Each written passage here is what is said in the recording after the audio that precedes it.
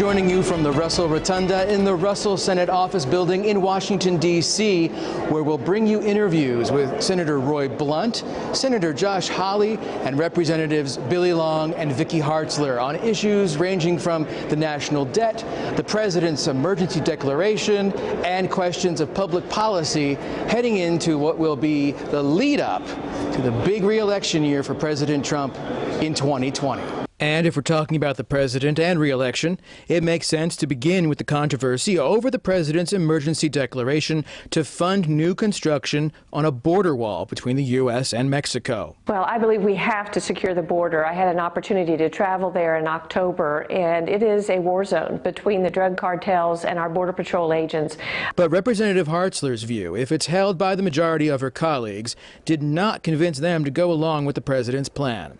Last night, the House of Representatives voted 245 to 182 to overturn the president's declaration, which now, as an issue, heads to the Senate. But both Hartzler and Long have remained steadfast in their support of the president's action.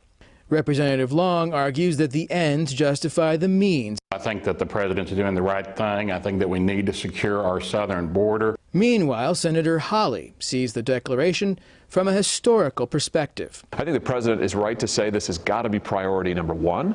We are a sovereign country. We've got to secure our borders. As to the emergency declaration, look, Congress has given the president this authority. I think that's something important to point out. The president's not claiming that just because I'm president, I can do whatever I want.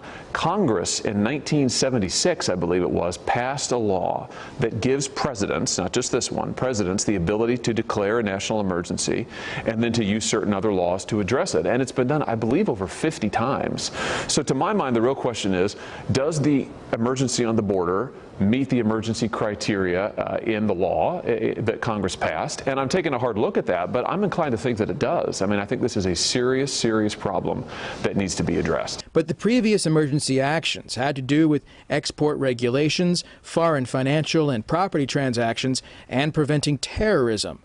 None had to do with spending more money than Congress has already appropriated for a program. This may be why Representative Hartzler characterized the issue not in terms of constitutional justification, but more in human terms. 80% of the heroin that is coming into Missouri is coming across the southern border. We had over 70,000 people die last year due to drug overdoses, and that's more than the entire Vietnam War. So I support the president prioritizing this. The only reason he had to do the national emergency was because of Nancy Pelosi, favored open borders more than border security, and that's really a problem. So we've got to reverse course.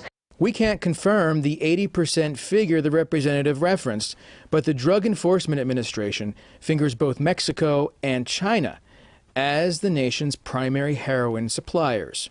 Long says the Democrats know this too, and they also know the usefulness of a physical barrier. That's what you find with border security, is that the Democrats know it's the right thing to do. We do need to crack down on people. Just back in I think it was 92, they used to bum rush the border in San Diego. They'd get 300 or 400 people, and they'd line up and they'd run into this country, and they'd run down the middle of the highways into oncoming traffic, and they knew a certain number, the vast majority of them, would make it, because we didn't have enough people to catch them one by one when they all just rush in. And since they built the security fencing and border and things down there in San Diego, it's really cut down on all the illegals coming across. But this begs the question, if this crisis is so bad on the southern border, why didn't Republicans spend more money on it when they controlled both chambers of Congress during President Trump's first 2 years in office? I think that was a unforced error on the Republicans' part. I think that he had some pretty good opportunities. He had some good money offered, he turned down, and then they made a very poor decision, our side of the aisle did, at the end of the year, to, after we already had voted, we sent it over to the Senate on something the president had agreed on, and then some of the so-called conservatives on our side of the aisle went to the president and said, oh, if you don't do it now, you'll never do it. They talked him into backing out of the deal, which led to the shutdown, which I've been through 3 or 4 shutdowns now. They never work. That's not good policy. That's not the way to run the country.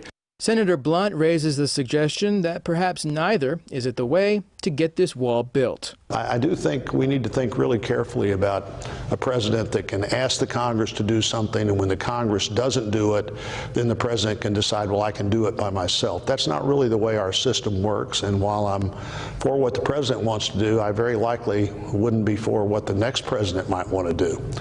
And, you know, Speaker Pelosi's already mentioned, well, if the president is able to do this, if he wins this court case, the next president may be able to do things about gun violence and global warming and things that, as a country, we should debate and see where that leads us. But this is not a country where one person gets to make all the decisions. And the votes and controversy continue, as do we. We'll be back after this.